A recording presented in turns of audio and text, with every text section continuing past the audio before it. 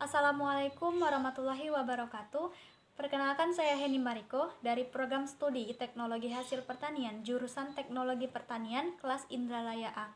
Baiklah, pada kesempatan kali ini saya akan menjelaskan materi tentang wawasan Nusantara. Selamat menyaksikan.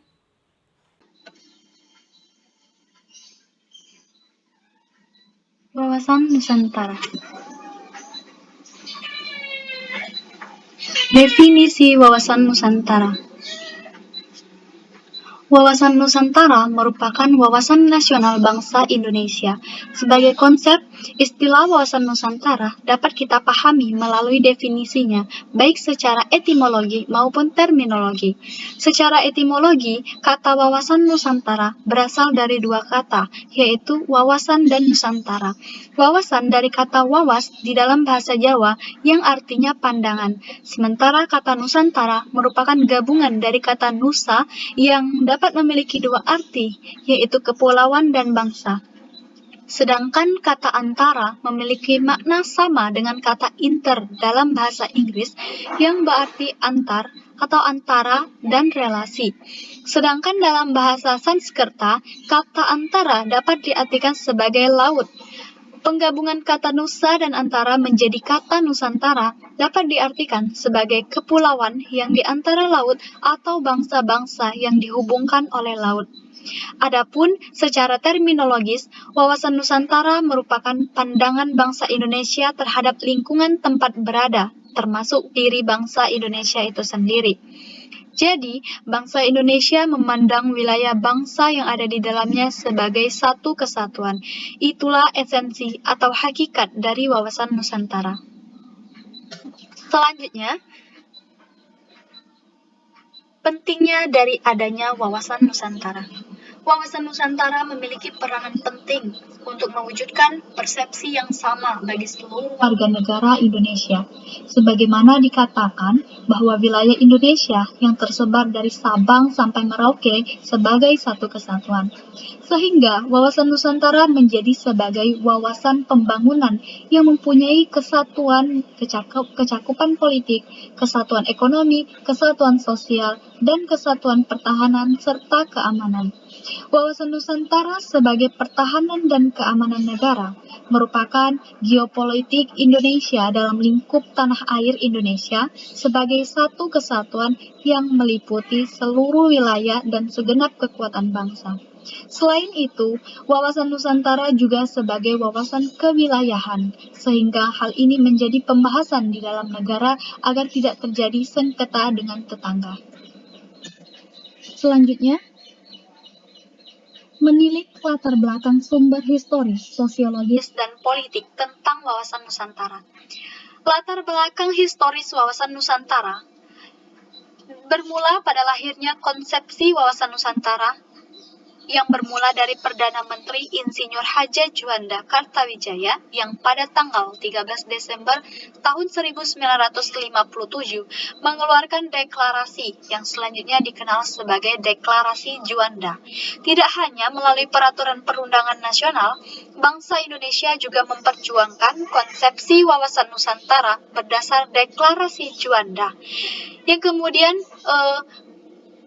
dikirim ke forum internasional agar mendapat pengakuan bangsa lain atau masyarakat internasional. Latar belakang sosiologis wawasan Nusantara bermula dari wawasan kewilayahan, namun seiring tuntutan dan perkembangan konsepsi wilayah negara mencakup pandangan akan kesatuan politik, ekonomi, sosial, budaya, sebagaimana dalam rumusan GBHN pada tahun 1998, yakni wawasan Nusantara adalah cara pandang dan sikap bangsa Indonesia mengenai diri dan lingkungannya, dengan mengutamakan persatuan dan kesatuan bangsa, serta kesatuan wilayah dalam penyelenggaraan kehidupan bermasyarakat, berbangsa, dan bernegara. Sumber politik wawasan Nusantara yang bermula dari Deklarasi Juanda pada tahun 1957 yang selanjutnya dijadikan konsepsi politik kenegaraan.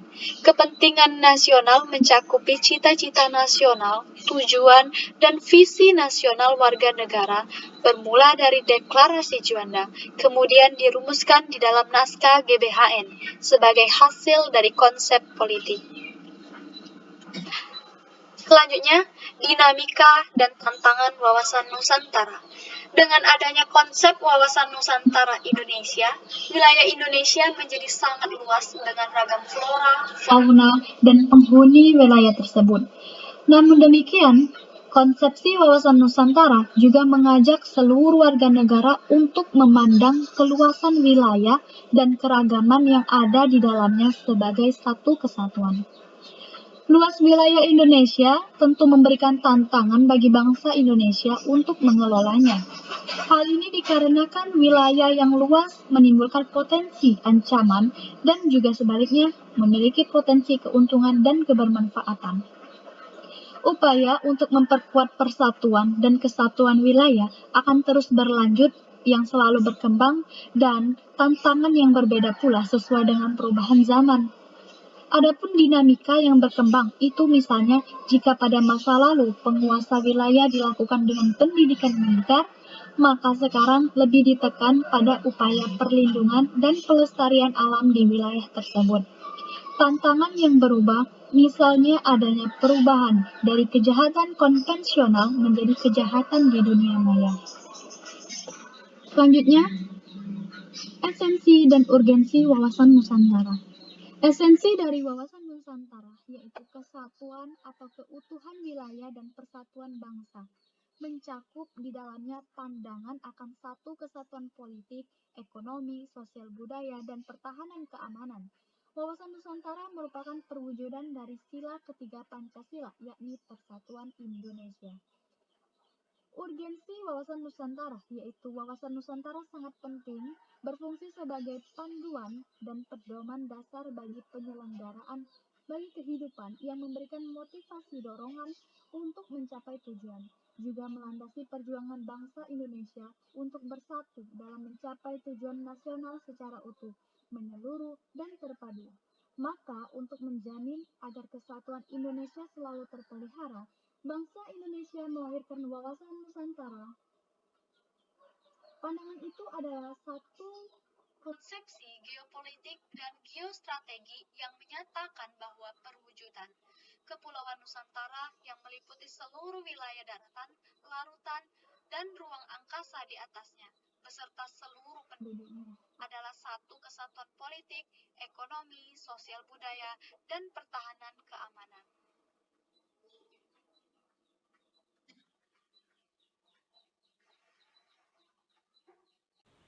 Sekian penyampaian materi yang dapat saya sampaikan. Kurang lebih saya mohon maaf. Saya ucapkan terima kasih dan saya akhiri. Wassalamualaikum warahmatullahi wabarakatuh.